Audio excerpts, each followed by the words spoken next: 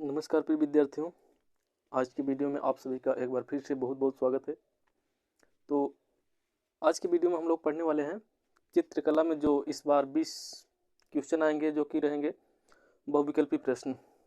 उस प्रश्न के लिए इस वीडियो में हम लोग देखेंगे उस प्रश्न को कैसे हल करेंगे, और एक शानदार ट्रिक्स के द्वारा देखेंगे। ट्रिक से हल करेंगे और बहुत आसानी से आप लोग हल कर पाएंगे। ठीक है, जो इसमें प्रश्न आते हैं ज़्यादातर विद्यार्थी याद करते हैं, और याद करने से ये याद करने वाली चीज़ नहीं है, याद रख नहीं पाते हैं इतना। और इसको हम लोग आज ट्रिक के द्वारा देखेंगे, और एक ऐसी ट्रिक के द्वारा देखेंगे जो बहुत ही आसान हो जाएगा। आप क्वेश्चन को देखेंगे और तुरंत हल कर देंगे। ठीक है, तो चलिए देख लेते हैं जैसे प्रश्न कैसे आते हैं। देख लीजिए पहले, जैसे लाल रंग का विरोधी रंग कौन सा है। ठीक है, लाल रंग का विरोधी रंग जैसे प्रश्न में जैसे आ गया, प्रश्न जैसे दे दिया, क्या दे दिया, लाल रंग का विरोधी रंग कौन सा है।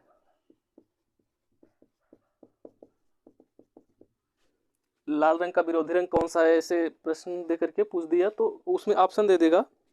जैसे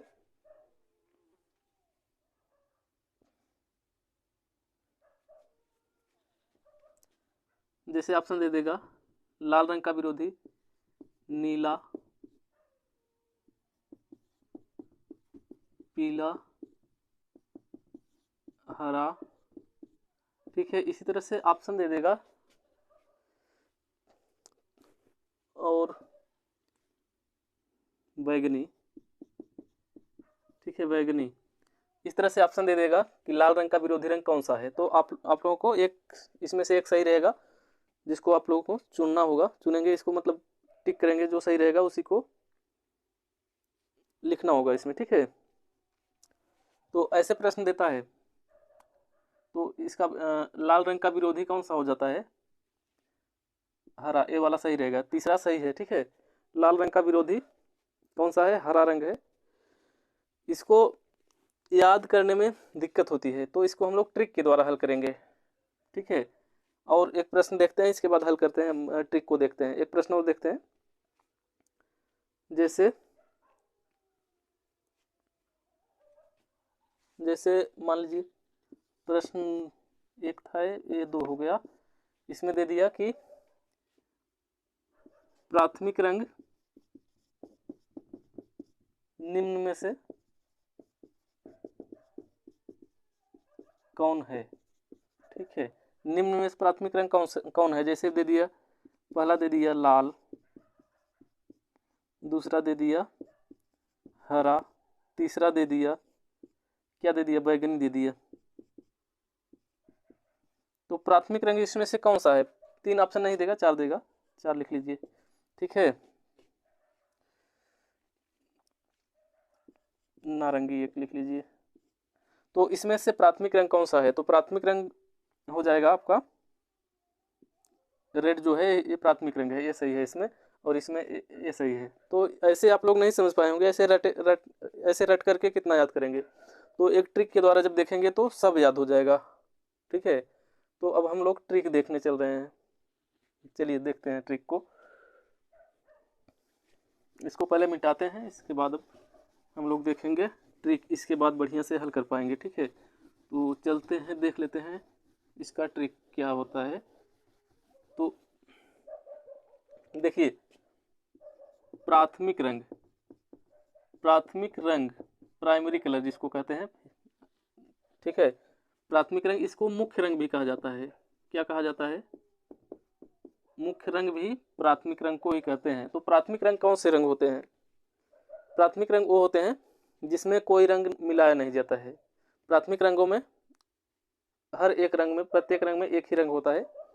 जैसे कहने मतलब ये मिला करके नहीं बनाया जाता है, किसी रंग से मिला करके नहीं बनता है, ये एक अकेले रहता है। ठीक है, जैसे कौन कौन से होते हैं प्राथमिक रंगों में, तो देख लीजिए।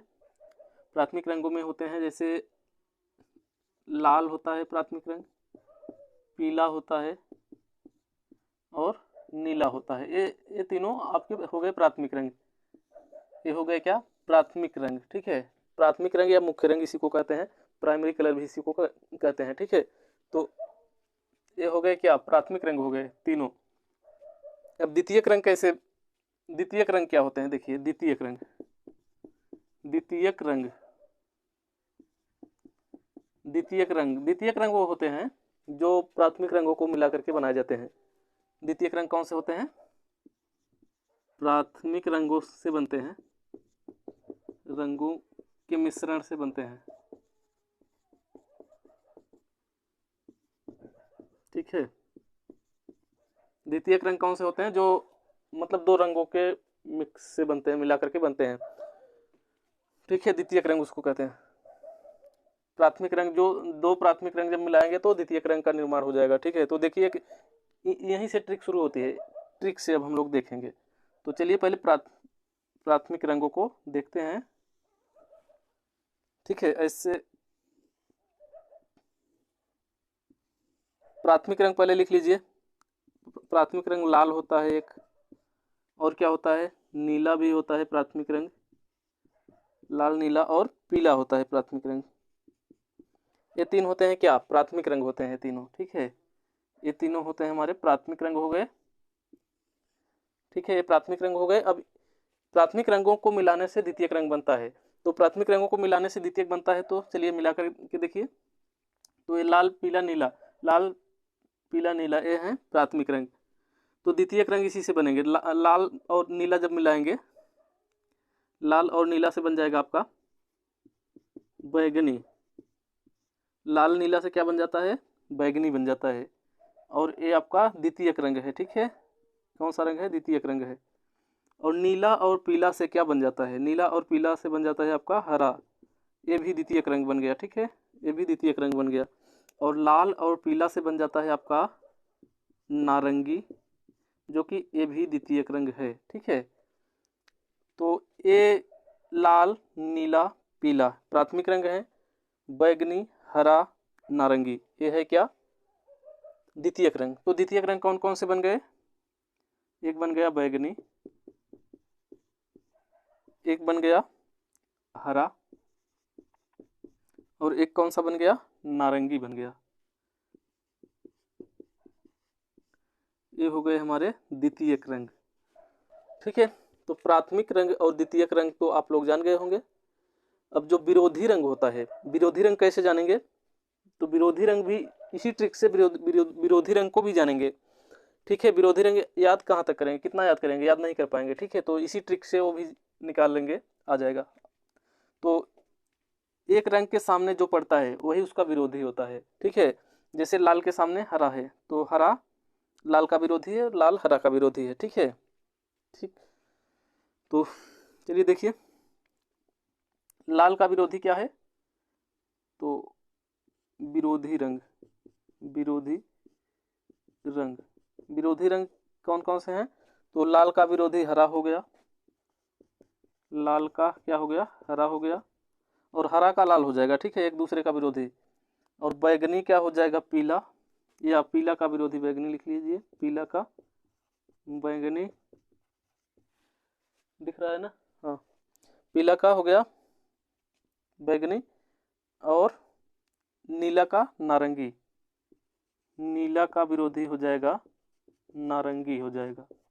ठीक है, ये सभी विरोधी हैं। लाल का होता है हरा विरोधी, और हरा का हो जाएगा लाल, और पीला का बैगनी, बैगनी का पीला, नीला का नारंगी, नारंगी का नीला। ठीक है, ये एक दूसरे के विरोधी रंग हैं। तो यहाँ तक आप लोग समझ गए होंगे। और इस ट्रिक को आप लोग पढ़िए, इतना सब याद करना नहीं है आप लोगों को, न तो याद कर पाएंगे। ठीक है, आप लोग ट्रिक को याद करिए, सिर्फ इतना याद करेंगे तो इसी से सब हल हो जाएगा आपका। जो रंग वाले क्वेश्चन आते हैं सब इसी से आपका, इसी से हल हो जाएंगे। ठीक है, तो इसको आपको पढ़ना है ज़्यादा। प्राथमिक रंग पढ़ना है, इसके बाद मिलाने से जो बन जाता है वही द्वितीयक रंग होता है। और द्वितीयक रंग जब बन जाता है तो एक दूसरे के सामने जो पड़ते हैं, एक दूसरे के सामने जो है वही है एक दूसरे के विरोधी। ठीक है, तो ये हो गया आपका, इतना आप लोग समझ गए होंगे। इसके आगे चलते हैं अब, इसके आगे चलते हैं, और क्या है, हाँ तो इसके आगे चलते हैं।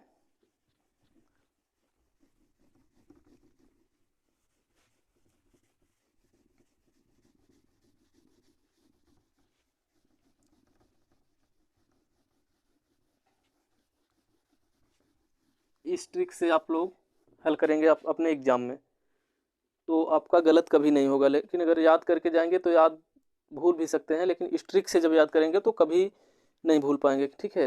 अगर याद करेंगे बिना ट्रिक से याद करेंगे तो बहुत ज़्यादा याद करना पड़ जाएगा, और ट्रिक से याद करेंगे तो बहुत आसान हो जाता है, आसानी से आप लोग कर लेंगे, ठीक है।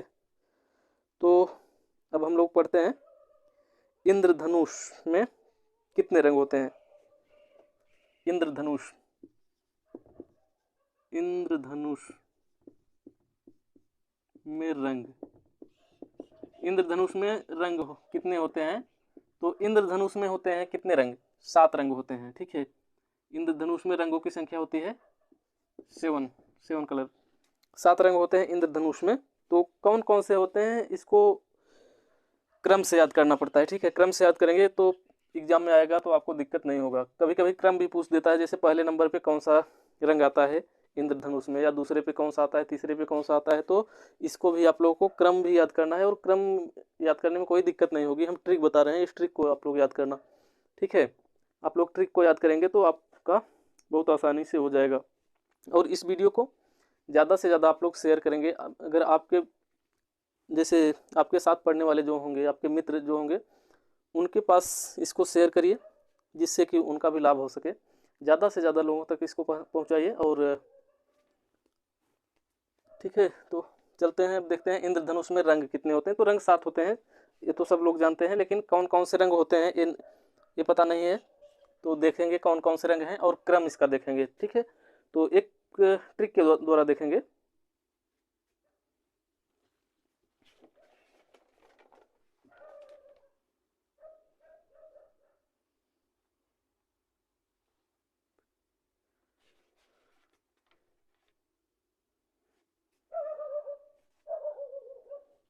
तो देखिए, बैजानी, बैजानी पिनाला, इसको आप लोग याद कर लीजिए, यही है ट्रिक।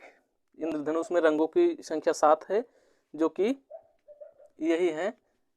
वैसे हो जाएगा आपका बैगनी, ठीक है, बैगनी। और ये पहला रंग है, ठीक है, फर्स्ट है पहला।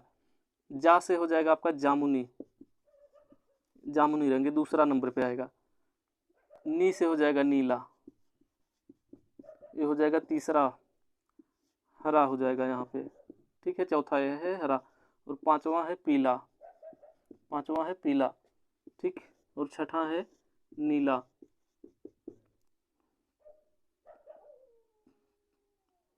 नीला नहीं है, नीला यहाँ पर हो गया, यहाँ पर नारंगी है, ठीक है।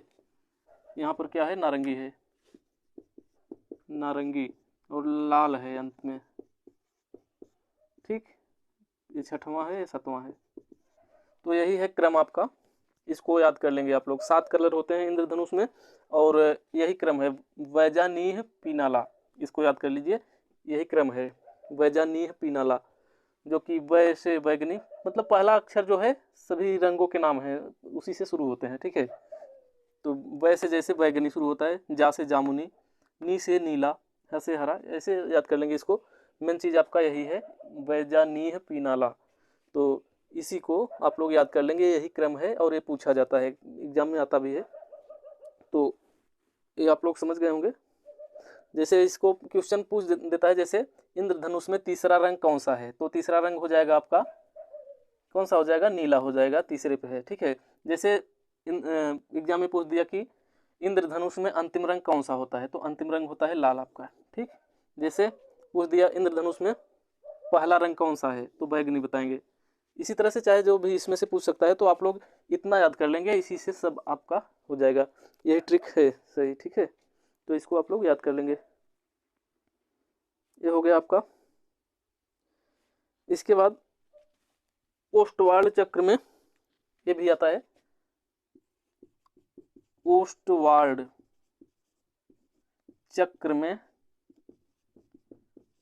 रंगों की संख्या, रंगों की संख्या कितनी है।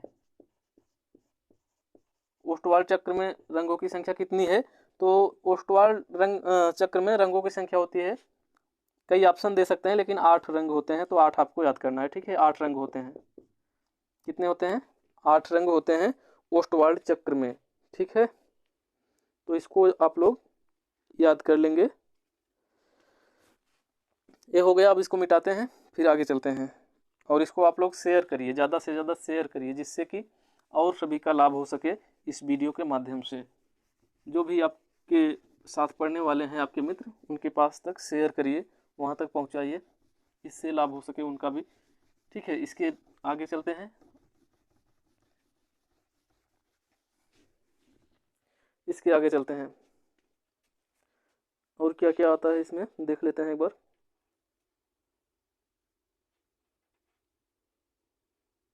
इंद्रधनुष हो गया। हाँ, तो पेंसिल के बारे में भी आता है। जैसे पेंसिल पर देखते हैं आप लोग, लिखा रहता है, हर पेंसिल पे कुछ ना कुछ लिखा रहता है, नंबर कोडिंग, कुछ कुछ कोड भाषा में लिखा रहता है। जैसे EHB, किसी पर देखेंगे EHB लिखा रहता है, 2B, 4B, 6B, 8B, कुछ भी हो सकता है। ठीक है, 8 9 जो भी रहे, 10 भी हो सकता है। तो इस तरह से लिखे रहते हैं। तो इसका मतलब क्या होता है? तो इसका मतलब देखिए, जो EHB होता है, ये लिखने के लिए या चित्र बनाने के लिए इसका यूज किया जाता है, EHB। ठीक है, 2B से भी कर सकते हैं, लेकिन EHB का प्रयोग किया जाता है ज़्यादातर। ठीक है, और जो B लिखा रहता है यहाँ, B, इसका मतलब ब्लैक। ठीक है, ब्लैक। तो EHB सबसे हल्का चलता है। इसके बाद 2B जो लेंगे, तो 2B, B मतलब ब्लैक, कितना ब्लैक रहेगा, तो इससे थोड़ा ज़्यादा ये ब्लैक रहेगा, और ये और भी ज़्यादा ब्लैक हो जाएगा यहाँ पे, और ये इससे भी ज़्यादा ब्लैक हो जाएगा, और ये इससे भी ब्लैक रहेगा, ये सबसे ब्लैक रहेगा। ठीक है, तो इधर जैसे जैसे नंबर नंबर बढ़ता जाएगा, वैसे वैसे ब्लैक ज़्यादा हार्ड ब्लैक होता जाएगा। ठीक है, तो इधर के जो हैं बहुत ज़्यादा ब्लैक चलेंगे, इधर के जो हैं, और इधर के हल्के चलेंगे। ठीक है, तो ये होते हैं। तो इसका मतलब यही होता है। ठीक है, EHB जो होता है चित्र बनाने के लिए होता है, और इधर जो होते हैं शेड आउट करने के लिए होते हैं ज़्यादातर। मतलब ये ज़्यादा ब्लैक चलते हैं इधर के जो हैं। जैसे जैसे नंबरिंग बढ़ती जाएगी, वैसे वैसे ब्लैक ज़्यादा होता चला जाएगा। ठीक है, तो ये पेंसिल में इसका मतलब यही होता है।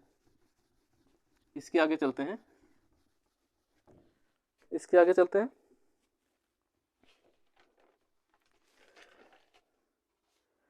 हाँ, ये भी पूछा जाता है, कला।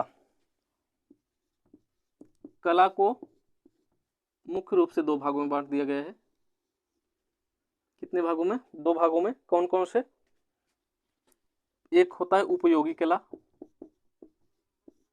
उपयोगी कला एक होता है, और एक होता है ललित कला। ललित कला, ठीक है, ये हो गया 2। तो उपयोगी कला किसे कहते हैं? तो उपयोगी कला जो रोज उपयोग जिसका करते हैं हम लोग, उपयोगी कला है। जैसे बढ़ई गिरी, बढ़ई गिरी, जो बढ़ई वाला काम करते हैं, बढ़ई गिरी, बढ़ई गिरी, सोनार गिरी, सोनार जो होते हैं, सोनार गिरी, और क्या, कताई बुनाई, कताई बुनाई वाला काम जो है वो भी कला है, लेकिन उपयोगी कला के अंतर्गत ये सब आते हैं। ठीक है, ये सभी उपयोगी कला है। क्या है? उपयोगी कला। इतने उपयोगी कला हैं। और ललित कला क्या होता है? ललित कला होता है, ललित कला सौंदर्य बोधक होता है, आनंद और सौंदर्य बोधक कला होता है, आनंद और सौंदर्य बोधक। ठीक है, ये क्या होता है? आनंद और सौंदर्य बोधक कला होती है ललित कला। तो ललित कला में कितनी कलाएं आती हैं, तो देख लीजिए। ललित कला में, ललित कला में 5 प्रकार हैं। ललित कला को 5 भागों में बांट दिया गया है। तो चित्रकला, दूसरा मूर्तिकला, चित्रकला, मूर्तिकला और वास्तुकला।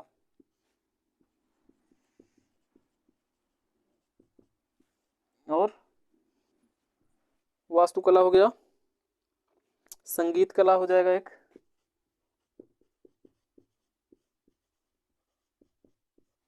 हो जाएगा काव्य कला।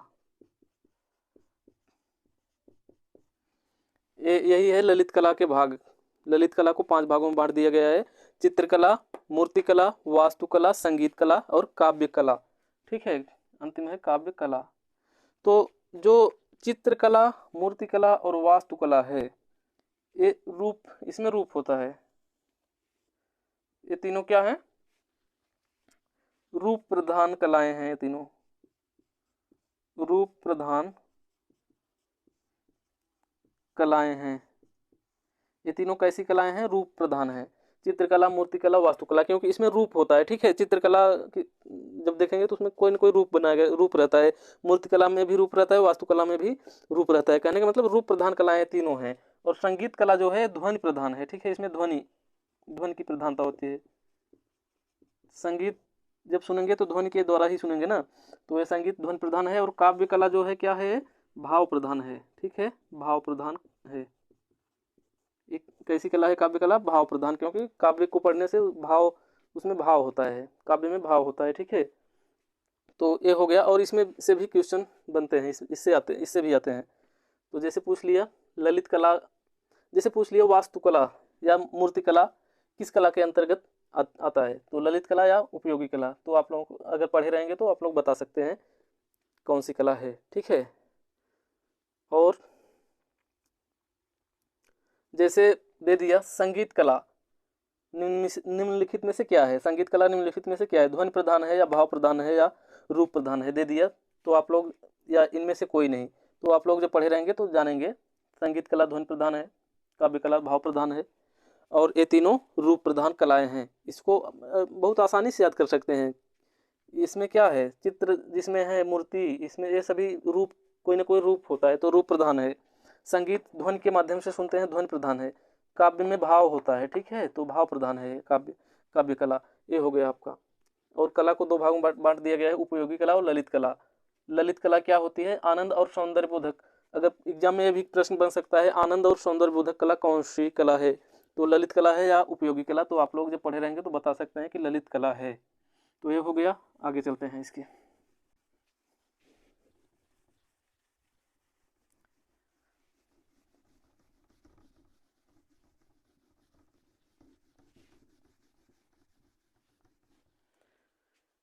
आगे चलते हैं।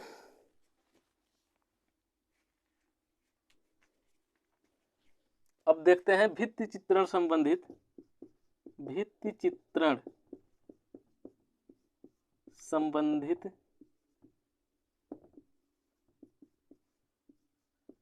गुफा, गुफाओं के स्थान, मतलब कौन सी गुफा कहाँ है? गुफाओं के स्थान। ठीक है, भित्ति चित्रण संबंधित गुफाओं के स्थान, तो कौन सी गुफा कहाँ पर है? तो इसको हम लोग देख लेते हैं। अगर आप लोग कहेंगे तो इसके सभी गुफाओं पर हम पूरा वीडियो बना देंगे, अगर आप लोग कहेंगे तब। ठीक है, क्योंकि अगर गुफाओं के बारे में बनाने लगेंगे तो कई वीडियो बनाना पड़ जाएगा। गुफाओं के बारे में बहुत ज़्यादा है, बहुत है, अगर पढ़ना चाहें तो बहुत कुछ है। ठीक है, लेकिन हम शॉर्टकट में बता रहे हैं आज कौन सी गुफा कहाँ है, बस सिर्फ गुफा के बारे में थोड़ा सा देख रहे हैं। अगर आप लोग कहेंगे तो गुफा के बारे में संपूर्ण वीडियो बनाएंगे, और एक वीडियो में नहीं हो पाएगा। तो एलोरा एलिफेंटा अजंता, एलोरा एलिफेंटा, एलोरा, हाँ, एलोरा एलिफेंटा अजंता, एलिफेंटा और अजंता, एलोरा एलिफेंटा अजंता, ये तीनों गुफा कहाँ पर हैं? ये तीनों गुफाएं हैं आपके महाराष्ट्र में। ये तीनों हैं कहाँ पे? महाराष्ट्र। ये तीनों हैं महाराष्ट्र में। ठीक है, तो इसको याद रखेंगे, ये आता है एग्जाम में, आता है, पूछा जाता है। ठीक, एलोरा एलिफेंटा अजंता महाराष्ट्र में है। और बाघ गुफा एक है, बाघ की गुफा या बाघ गुफा, गुफा का नाम है, बाघ नहीं है। ठीक है, बाघ गुफा, ये आपका है एमपी में, एमपी यानी मध्य प्रदेश, मध्य प्रदेश। ठीक है, एमपी में है बाघ गुफा। बाघ गुफा कहाँ है? एमपी में है, मध्य प्रदेश। और ये हो गया। और जोगी मारा एक गुफा है, जोगीमारा गुफा, जोगीमारा कहाँ पे है? तो यह है छत्तीसगढ़ है ना, हाँ छत्तीसगढ़ में है, छत्तीसगढ़ में है। जोगीमारा गुफा आपकी है छत्तीसगढ़ में है, और बाघ गुफा है एमपी में, एलोरा एलिफेंटा अजंता है महाराष्ट्र में। और इन गुफाओं के बारे में अगर आप लोग कहेंगे तो पूरा वीडियो हम बनाएंगे, पूरा हम वीडियो बना देंगे, तो इसमें कुछ भी बचेगा नहीं जो आपके एग्जाम में आएगा। जब संपूर्ण वीडियो आप लोग देख लेंगे, पूरा बन जाएगा, तो कुछ नहीं बचेगा, कोई भी प्रश्न इसके बाहर नहीं जाएगा। लेकिन आप इतना भी पढ़ लेंगे तब पर भी इतने से भी काम आप सबका बन जाएगा। अगर आप लोग कहेंगे तो पूरा वीडियो बनाएंगे हम, ठीक है। तो इतना पहले पढ़िए और थोड़ा देख लेते हैं गुफाओं के बारे में। जो हाँ एलिफेंटा जो गुफा है ना, तो भित्ति चित्रण संबंधित कुछ गुफाओं के नाम हम देख रहे हैं। तो भित्ति चित्रण का मतलब क्या होता है? भित्ति चित्रण का मतलब आप लोग अभी समझे नहीं होंगे हमें लगता है। तो भित्ति चित्रण का मतलब दीवारों पर चित्र जो बनाया जाता था उसी को भित्ति चित्रण कहते हैं, ठीक है। दीवारों पर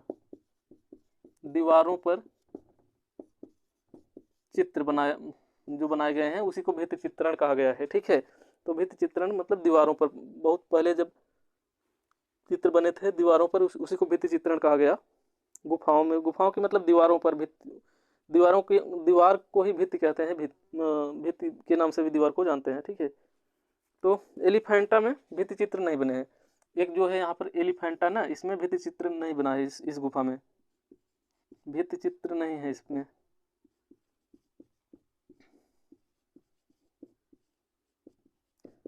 भित्ति चित्रण इसमें नहीं हुआ है, कहने का मतलब भित्ति पर मतलब दीवारों पर चित्र नहीं बना है, इसका मतलब चित्र ही नहीं है ऐसा नहीं है।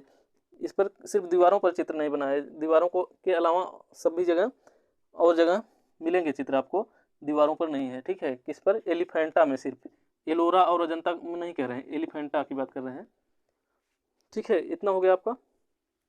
अब थोड़ा और आगे चलते हैं, इसमें थोड़ा सा और देख लेते हैं, इसके बाद फिर बाद में देखेंगे कभी।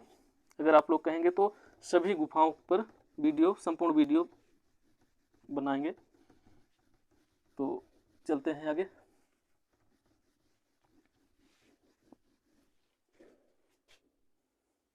तो देख लीजिए गुफाओं की संख्या, गुफाओं मतलब कितनी गुफाएं हैं, गुफाओं की संख्या मतलब किस गुफा में, जैसे एलोरा में कितनी गुफाएं हैं, एलिफेंटा में कितनी गुफाएं हैं, अजंता में कितनी गुफाएं, मतलब गुफाओं की संख्या से यही है, यही मतलब है। तो एलोरा की गुफा में आपके 34 गुफाएं हैं। कितनी गुफाएं हैं? टोटल 34 गुफाएं हैं एलोरा में। और बाघ की गुफा जो है, बाघ की गुफा में 9 गुफाएं हैं, ठीक, 9 गुफाएं हैं। और अजंता को और एक नाम से भी जाना जाता है, अजिष्ठा भी कहा जाता है इसी को, अजिष्ठा, ठीक है। और इसमें गुफाओं की संख्या 29 और 30, कहीं पर 29 मिलता है, कहीं पर 30 मिलता है, ठीक है। कहने का मतलब 29 और 30 दोनों, कोई भी इसमें से आ सकता है एग्जाम में, 29 या 30 एक ही ऑप्शन दिया रहेगा, ठीक है। 29 कहीं कहीं 29 देखने को मिलता है, कहीं कहीं 30 देखने को मिल जाता है, ठीक है। तो ये हो गए। और जोगीमारा जो गुफा है, जोगीमारा गुफा जो है ये बहुत सकरी है, बहुत सकरी गुफा है, मतलब सकेत बहुत है, जगह बहुत कम है इसमें। लंबाई इसकी कितनी है? लंबाई 10 फीट है इसकी, कितनी? 10 फीट लंबाई है।